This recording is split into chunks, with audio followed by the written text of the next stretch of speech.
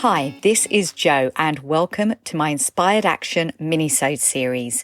These episodes are meant to help you think about your business in a new way and to take inspired action.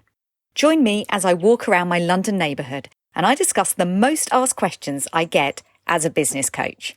Let's dive in. So here we are already at the end of 2021 and we've got a choice. Are we going to feel overwhelmed and disappointed with how the year's gone? Or are we going to feel vibrant, hopeful, enthusiastic and abundant about how our future is going to be? And as we step into 2022, make the absolute most of the opportunities available to us. Well, of course, it is planning season and many people, probably including yourself, are diving into thinking, what am I going to be doing next year? What are my business goals? What does Q1 look like? What does January look like? And if you're anything like me, then you're probably entering that with just a little trepidation. Because are you setting yourself up for success or are you setting yourself up for failure and disappointment? Now, I'm Jo Ingram, and for the moment, this is Action Taker Tribe. I mentioned previously that I've got something new coming, something up my sleeve. And I'm going to be refreshing my podcast. I'm so excited. I literally cannot wait. And I'm going to be sharing more information on that very soon. It's definitely a New Year's plan for me. But talking about New Year's plans, and I'm walking through the woods right now. You can probably even hear the mud squelching beneath my feet. This is a constant theme for me. It's doing things when I feel inspired and impassioned. And walking through the woods always gets me fired up. And I get these juicy ideas and I literally can't wait. I don't want to wait till later when I'm back at home and I can nip into my daughter's closet and record a podcast episode. I want to do it right away while this stuff is literally channeling through me. And what's coming up for me right now, and sometimes I get the sense that, we channel things that come from the collective. It's not always just your individual thought, but it's the thought of many people happening at the same time. And I recently learned that in human design, I'm a reflector, which is very rare. Apparently only 1% of people are reflectors. And it does mean that I absorb the collective and reflect it back. So I'm going with that. And what I'm reflecting back right now is this idea of what planning for 2022 should look like, what any kind of planning should look like. And in the past, I have been very left brain, very pragmatic and logical about what planning has meant. And what that normally looks like is I get out a big piece of paper and I start to write my goals, my ambitions, what I want to achieve. I put numbers against it. I get very detailed. I break it down and so on. Now, there is nothing inherently wrong with this approach because I love leaning into the intellectual left brain logical side. It's an essential part of who we are, that divine masculine, that ability to do and take action. But more and more this year, I have learned, and I'm imbuing in my own business, the fact that we have to also lean in to the divine feminine and our intuition and our feeling centers. And this is what I want to talk about today, because I was reading a book quite recently. I believe it's by Danielle Laporte. And she starts to talk about how feeling goals are more important than doing goals. And this resonated massively for me. And in fact, it's resonated so much that I've decided that my planning for next year is going to be about feelings rather than about doings. Now, don't get me wrong, the doings are going to come, but it's not going to be driven by defining what I need to do, but rather how I need to feel.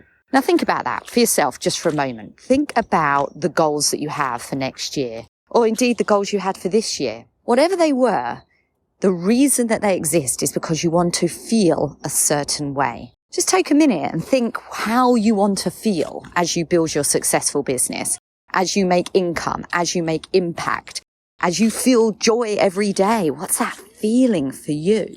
And I know for me that feeling of expansiveness, of freedom, of security, of excitement, the feelings that I want to evoke beyond the money coming in and the business building and the specifics of what exactly I'm planning to do for next year. Because, of course, when we look at it from a quantum physics perspective, we learn that the universe is actually all about vibration. And the feelings that we have are what taps into that vibration. If we want to get on the same wavelength as our desires, We have to evoke the feeling of already attained them, of what it feels like to have them. So it's not just about thinking, what are the feelings that I would like to achieve, but actually start to feel them now. Now, this is a little practice that I have got into recently. Now, I haven't read it anywhere, although I'm sure I've absorbed it from many sources. I just decided that at the moment, I'm not journaling as much and I'm not meditating as much. And I really do talk about the amazing benefits of both. And I know that I will come back to them. But at the same time, I've just felt the calling to do something a bit different for my self-care and my spiritual development at the moment. And I've started to lean in to 2 minutes of feeling. And I just made this up, but I really want to share it with you because it's making me feel great. What I do is I just decide, say, before I go to sleep, I climb into bed, and before I shut my eyes and actually nod off, I think, how would I like to feel about a certain subject? It might be something that's bothering me. And there have been a lot recently, right, to bother us in society and in the world.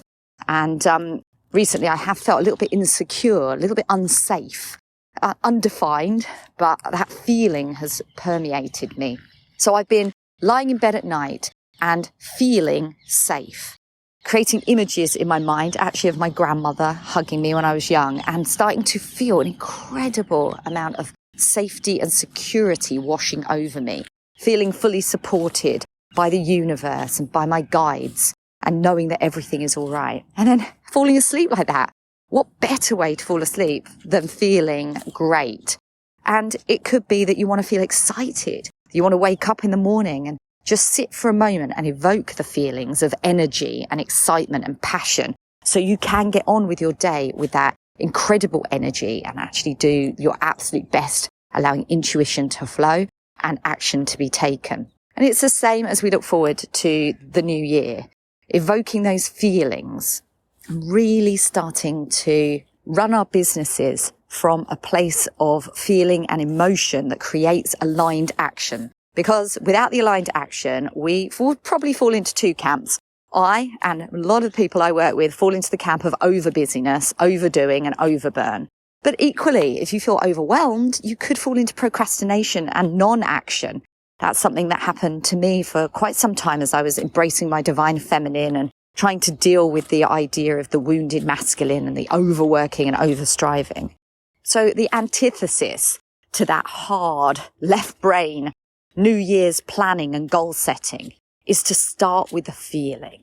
And from that place, ask yourself, if I were working into the new year fully aligned and building my business in line with my higher purpose, I would.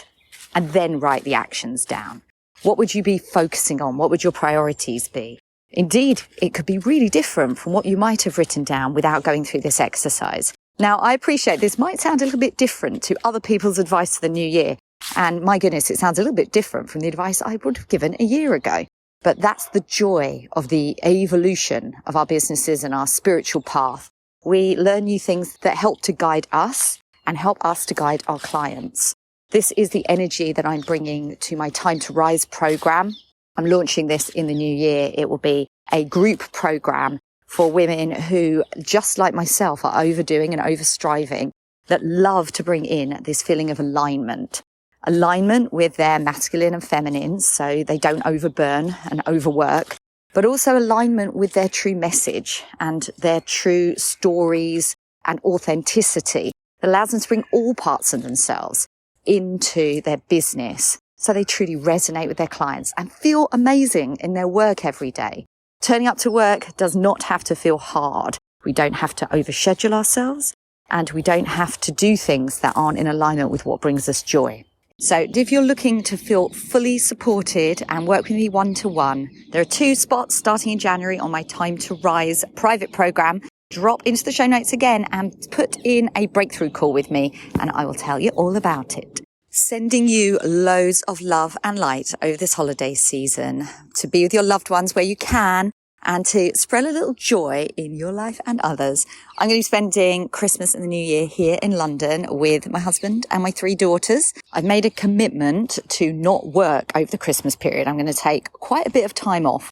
Last year I had a launch that came in January, and that meant that I overcommitted myself through Christmas. It was just preceding a massive episode of burnout, which I now know the signs of.